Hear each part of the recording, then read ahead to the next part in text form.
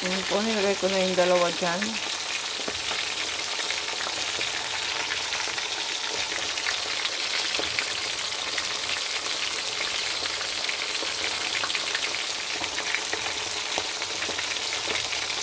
Hi guys, ito na yung aking pinirito na lamog dun sa ano. Sa kabali nilipat ko dito guys, tumatalon. Yung isa nasira.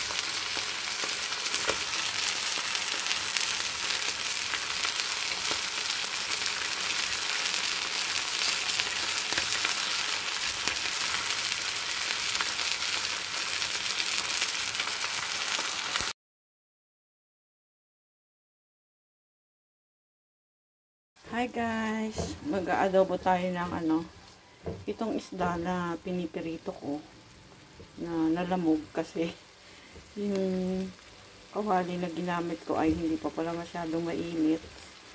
So, nadurog siya, inilipat ko dun sa aking ihawan na ano, nalaglag siya guys. Nalaglag, so, ayan, naisip ko na mag-adobo na lang ng sitaw. Yung dalawa guys, hindi naman nasira.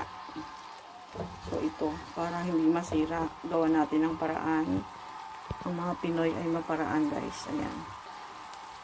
Ating aadobohin ang sitaw para hindi masira ang ating tilapia.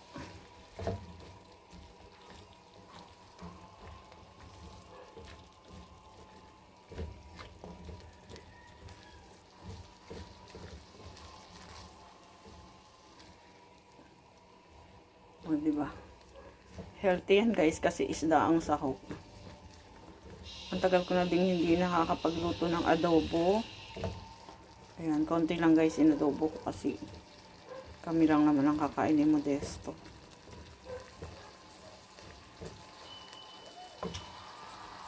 Ayan, meron na din pong paminta yan. May suka, may toyo. Meron na din siyang lasa. So, hindi ko nalagyan ng sibuyas, bawang na po ang nilagay ko dyan, nalimutan ko, hindi mahanap yung aking sibuyas kanina. So, okay na yan, sibuyas, ay bawang lang para matipid.